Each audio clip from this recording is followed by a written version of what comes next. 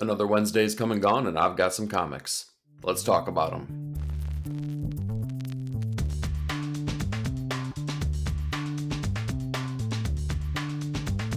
Hey, welcome to 9 Panel Grid. This week, we've seen menacing strategists, intergalactic MacGuffins, and robotic amputations.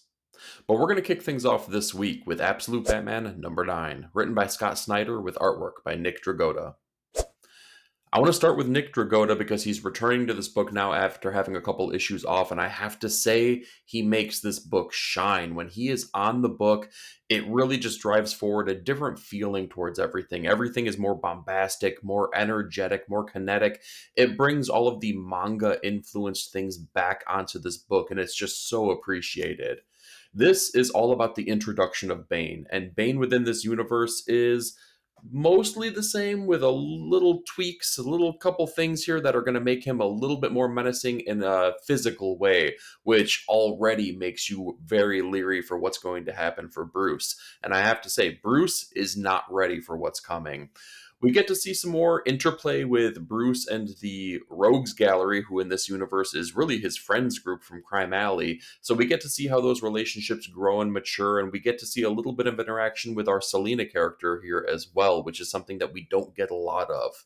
This was all about Bane, though, and I have to say, while Bane was really cool to see, and I'm really ready to explore what that means for this Absolute Universe, it also, in that same vein, feels a little bit kind of just like everything we normally get with Bane. He is a physically imposing character.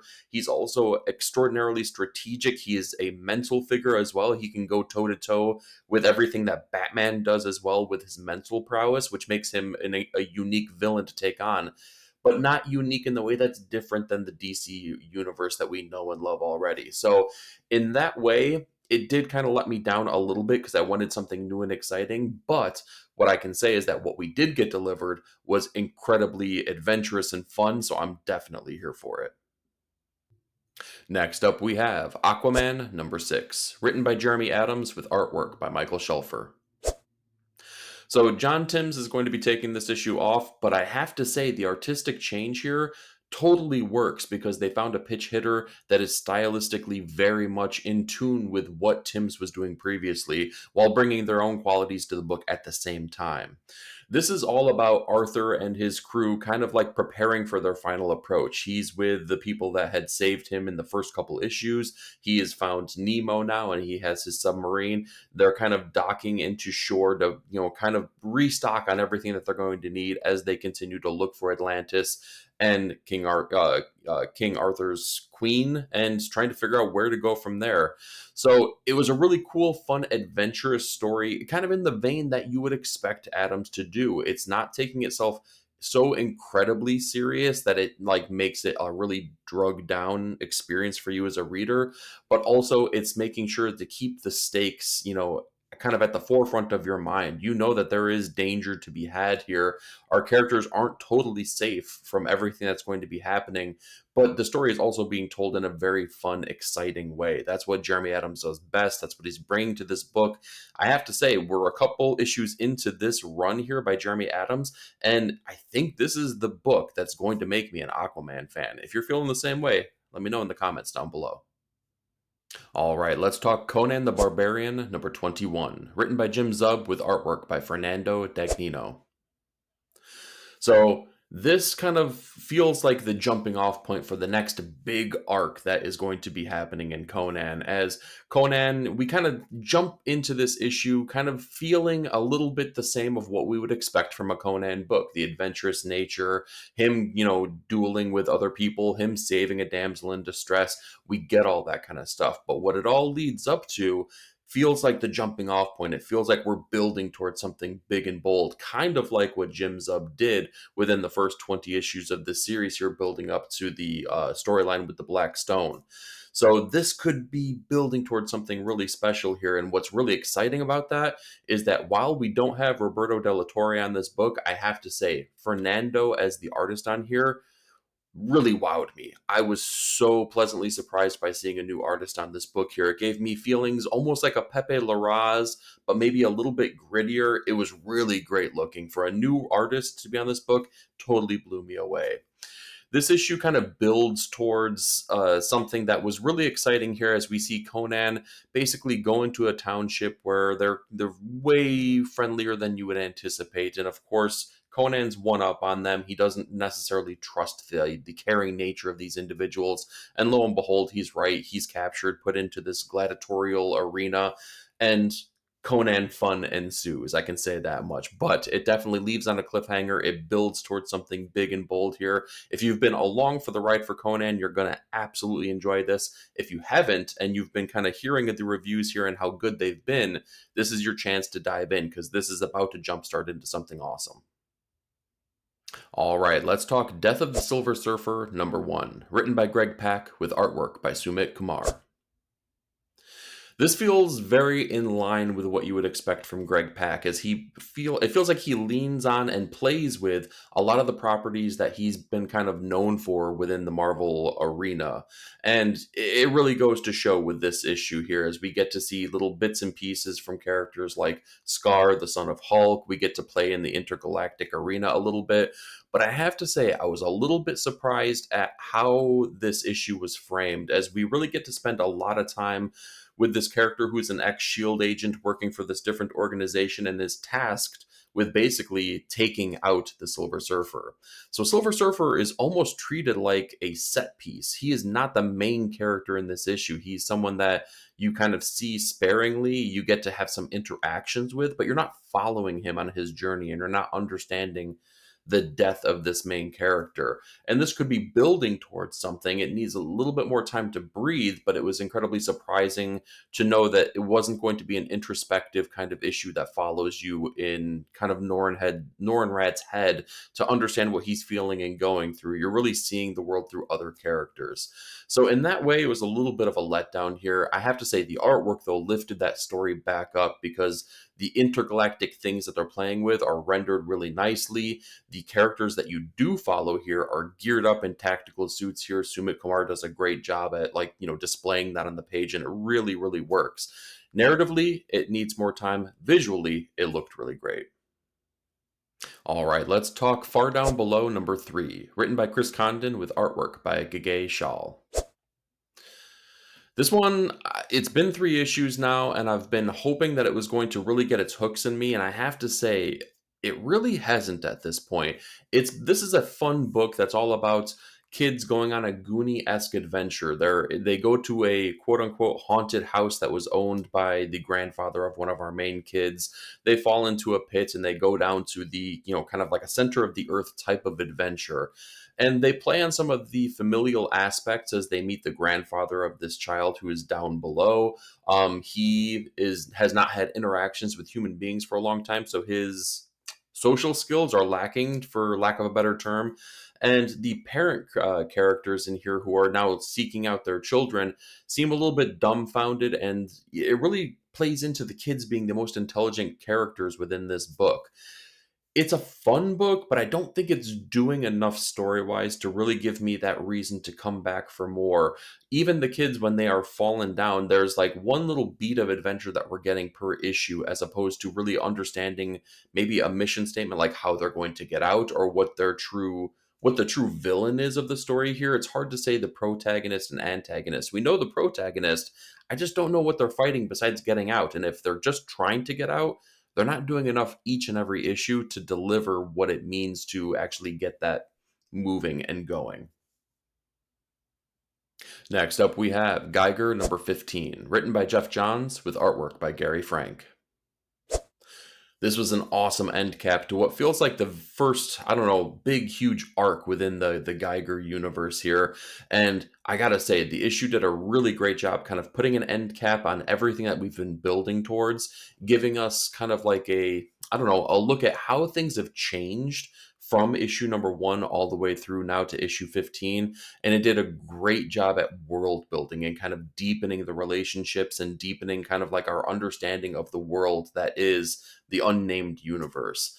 I loved this issue. It was fantastic. We get to see, Tariq basically having just fought Ash Arden. Now they have to kind of figure out what that means and how they're going to rectify that, if at all possible. And also, with the knowledge of Dr. Molotov being alive, what does that also mean for everyone else? That all the players that are in tune here, we get bits and pieces of this president character as well, which is going to really, I don't know, it feels like it's developing other parts of the unnamed universe that we know are coming down the pipeline, like the first Ghost.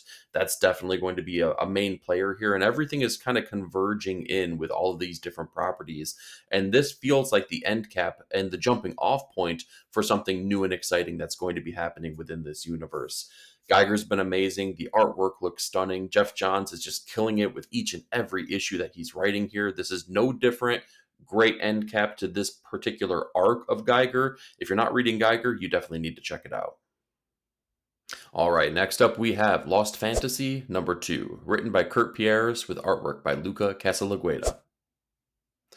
I really like how we got delivered this fantastical world and the understanding of how this fantasy world and our real world kind of converge and how they've had these alliances that have been built over time.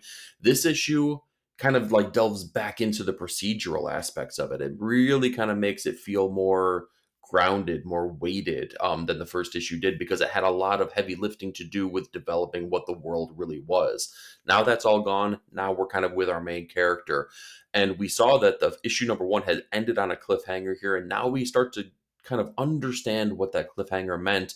And when we understand that, what it really does is broaden out the world, and we get delivered more characters that come from this fantasy world and kind of their interactions with Blackheart, our main character, who was seemingly shot in the head at the end of issue #1.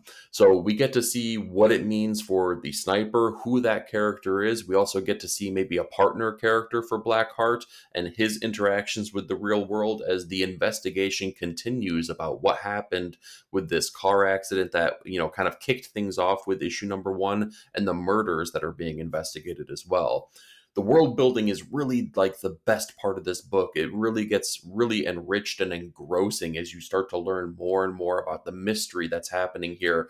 And it kind of keeps pulling you along as well, because we get little tiny details. We get kind of like micro answers that just kind of keep us on that path of mystery and wanting to know more and more about these characters and the mystery at large. They're doing a great job at this. Luca Casalangueta's artwork is really expressive with the chunky line work on here. It really strikes a great balance between the two genres that they're playing with, the fantastical and the procedural.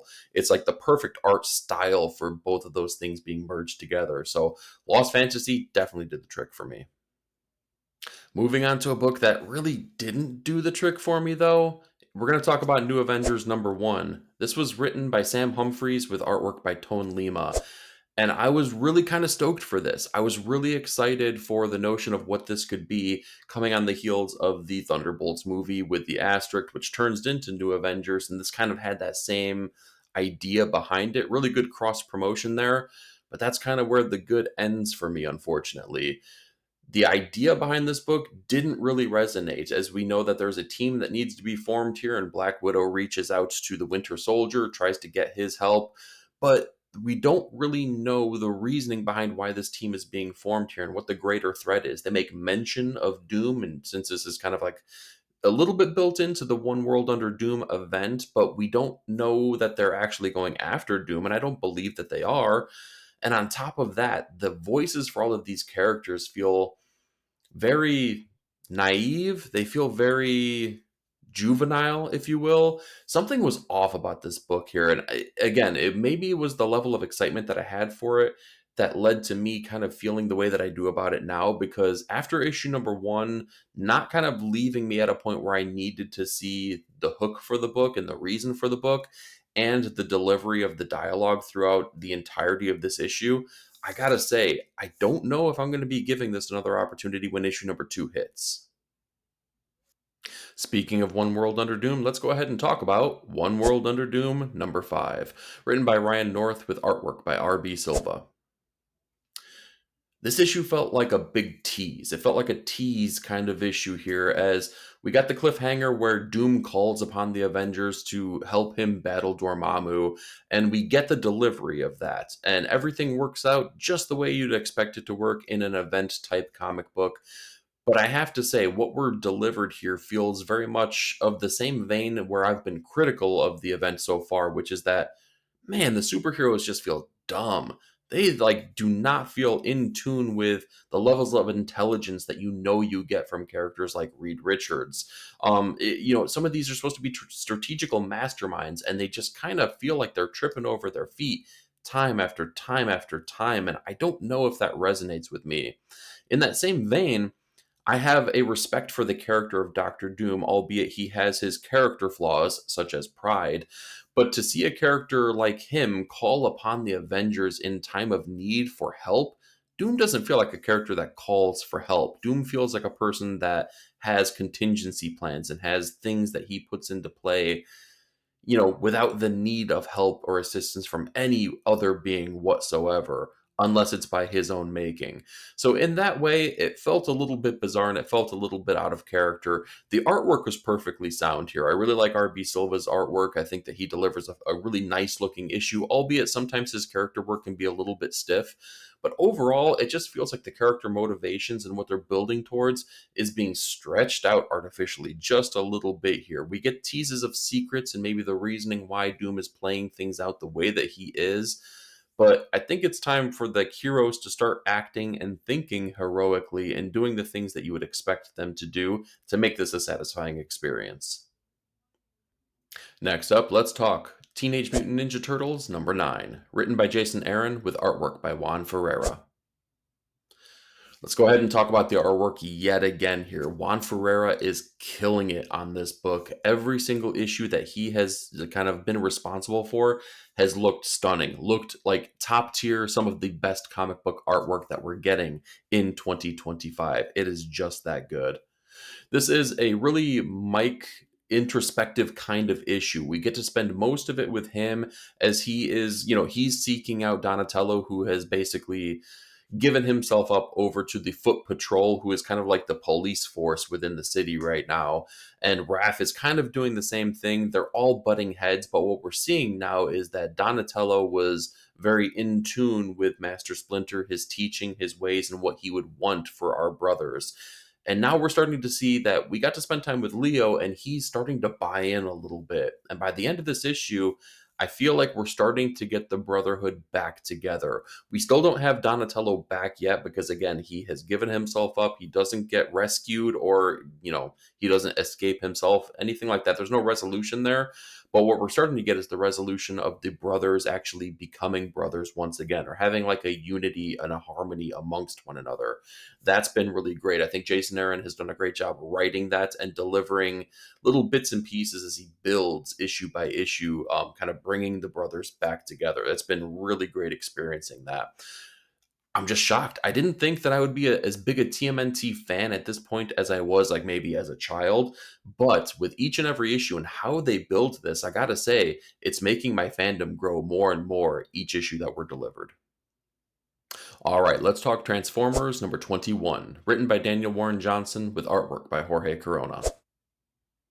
It's kind of hard to talk about this being issue number 21 without just kind of addressing the elephant in the room, which is that we have 4 issues left with Daniel Warren Johnson, and he's very clearly building towards something, with 25 being both a milestone issue and the last issue that we kind of know that he'll be working on this series.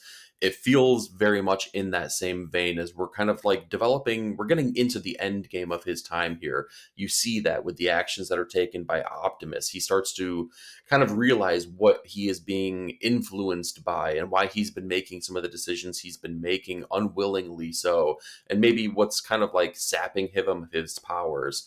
We also get some of the other players who are on Cybertron and figuring out how they're going to get back to Earth, how they're going to continue their assaults against the Decepticons.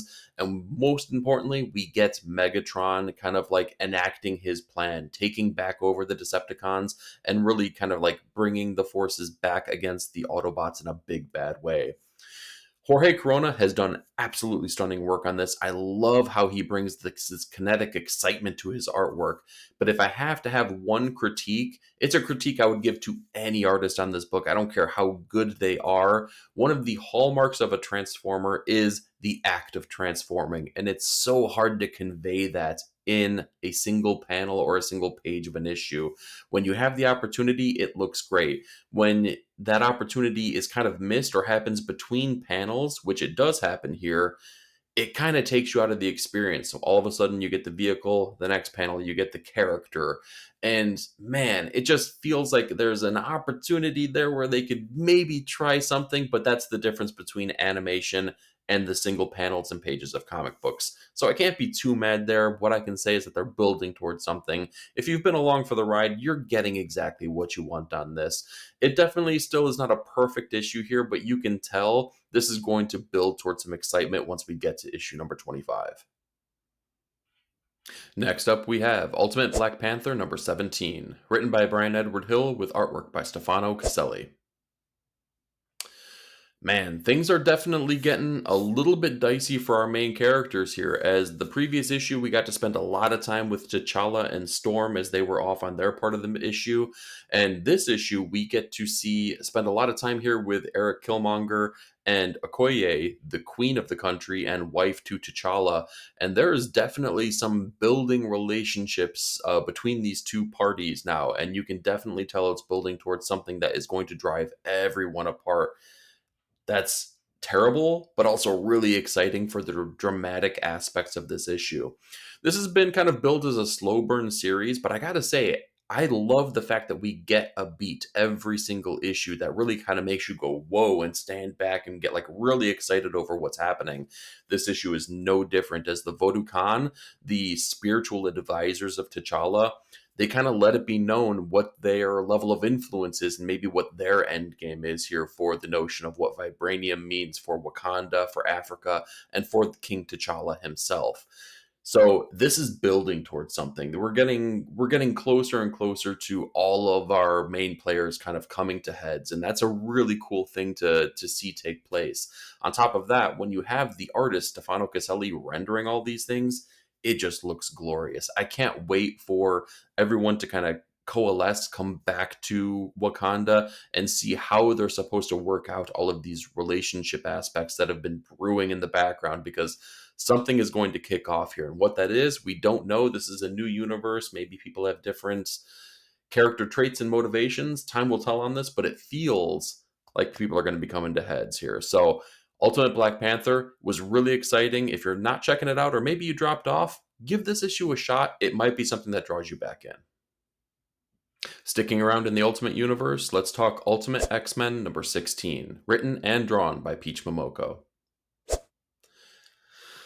Every feeling I had about Ultimate Black Panther that I just spoke about, I feel like is the opposite of Ultimate X-Men now, as I've tried to give this every chance here, and some issues have really delighted me. Some of them, I've been like, okay, I can give this another shot, and it kind of comes back and it turns things around for me, but now it feels like the series is waning on me.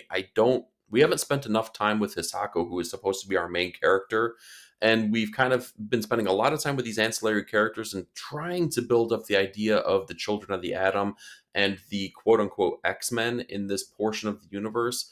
And it's really not working fully for me. There's parts that I really, really like about this. I really like the Shadow King character. I really like kind of what the Children of the Atom clan is doing, especially with the character who very, very much looks like Dakin, or the son of Wolverine, and kind of what his mutant ability is.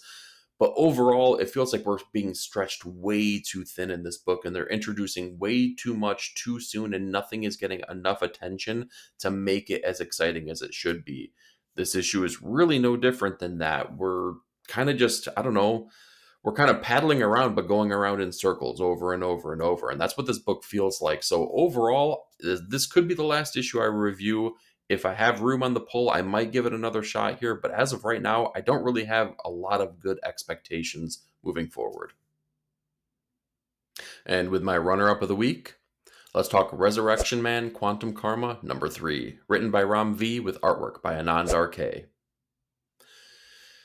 I love the storyline that's being delivered within this book. It is sweeping and poetic and so introspective as we get to spend so much time with our main character, Mitchell, the Resurrection Man, but not only in the present and the past and the future, but also outside of time completely, as he is basically kind of formulating a plan with none other than himself, which is kind of cool, but kind of foreboding as well. We get to step back way back in time in this issue and kind of understand a little bit of like an origin story for the Resurrection Man and some of the personal relationships that he has and maybe why he is the way he is, particularly a relationship with Vandal Savage, another immortal being here. So it's really cool seeing that juxtaposition between these two characters and what drove them apart. On top of that, it really makes you care for Mitchell in a deep way, seeing kind of like the difference between, again, a character like Vandal Savage and what we've seen from Mitchell. But it also really makes you, I don't know, feel for the character when he makes decisions that he's making in this issue that you know are going to lead to heartbreak, to loss, and really make you question the moral character that he has. It ramps up the drama in such a great way. When you throw Anandar K's images over that, it really just makes for a stunning experience. I'm just so delighted seeing each and every issue that we've been delivered from this creative team, from a character that I've had no history with whatsoever. It's made me so incredibly fascinated to kind of dive in and see what the back history is on this character. They've done a writer like Ram V has done the same thing with characters like the Swamp Thing as well. It's made it engrossing, enriching, and it makes me want to learn more. That's exactly what you're getting here. So if you have trepidation because you don't know the character, don't let that stop you. This is a story that is going to resonate. It's going to be something that people talk about after this year, hopefully many years to come. Get on the train now because Resurrection Man is definitely worth it. And with my top comic of the week, let's talk Batman Dark Patterns number 7, written by Dan Watters with artwork by Hayden Sherman. Hayden's artwork is stunning here. It is claustrophobic, it is emotive, it is just so freaking perfect for what Dan Watters is trying to do with this story. And Dan Watters is doing a great job at balancing a lot of different ideas here, being that this is a Batman book set in the early career of Batman.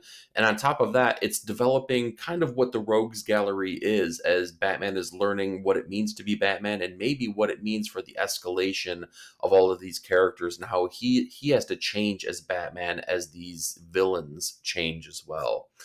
We get a really great balance of the macabre and the procedural here as Dan Watters is really walking a tightrope between all of these different ideas, and he does a really great job at that.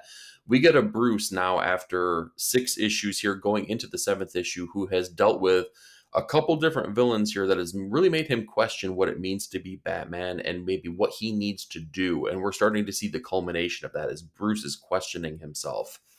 On top of that, we get to see the hints of a particular villain here, and I don't want to give any spoilers away, but what I can say is that this is arguably one of the most grotesque ways to introduce that villain and maybe what it means to be that villain as well, and the things that he's doing to his victims. Really creepy, really great though. Stunning artwork, great storyline. I think that Batman Dark Patterns is really competing back and forth between Batman and Robin Year One as being the best Batman title that hits stands each and every month here. It's like a ping pong match. I never know which one is the top of the game here, but I can tell you without a shadow of a doubt, this week, Batman Dark Patterns takes the crown. So that's what I've got for you this week, but I'm more curious. What did you read, and what were your thoughts? Do me a favor, like, share, and subscribe, and be part of the panel. Leave me a comment down below. Thank you so much for watching. We'll talk to you next week.